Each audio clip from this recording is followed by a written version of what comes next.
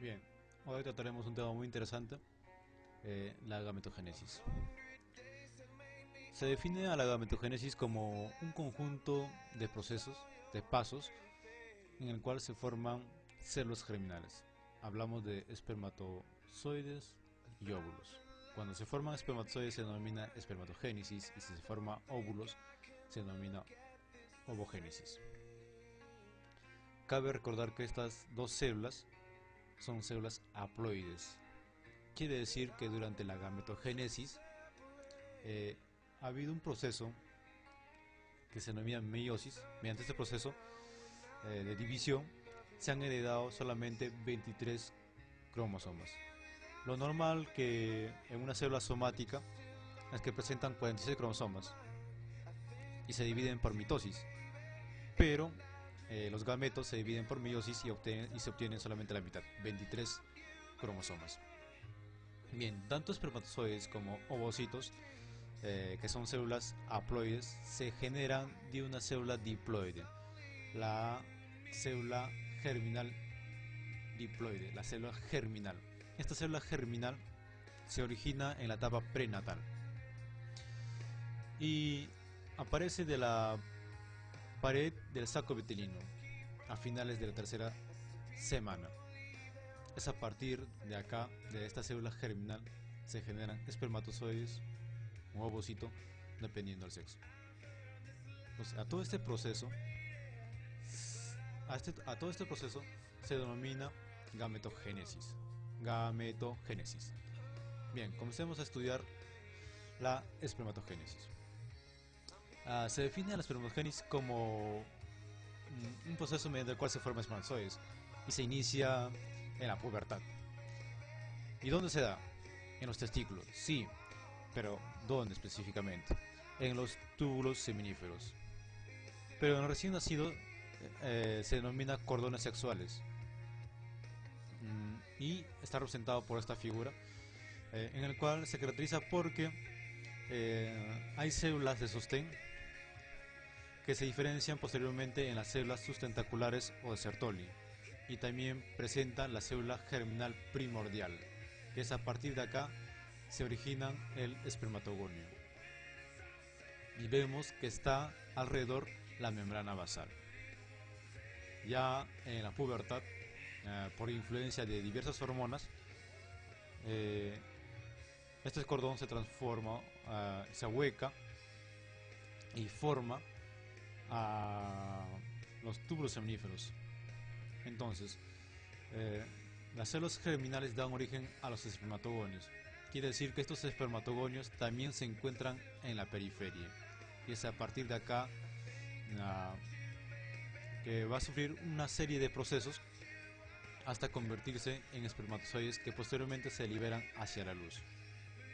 Bien, estos espermatogonios, por división mitótica, eh, que es una célula diploide, se convierte o da origen al espermatocito primario, que sigue siendo una célula diploide de 46 cromosomas. El espermatocito primario da origen a dos células mediante la primera división mitótica, dando así a los espermatocitos secundarios, que son células haploides, cada uno con 23 cromosomas. Estos espermatocitos secundarios, por una segunda división meiótica, dan origen, cada espermatocito secundario da origen a dos células, que también poseen 23 cromosomas, son células haploides. Estas espermátidas se convierten en espermatozoides mediante un proceso denominado espermiogénesis, que es la diferenciación, cuando propiamente el espermatozoide se libera de su citoplasma y está en la luz. La espermatogénesis está mediada, está regulada mediante hormonas. Estas hormonas son producidas en el cerebro. Hablamos en la hipófisis. Esta hipófisis está situada por encima, está situada en la silla turca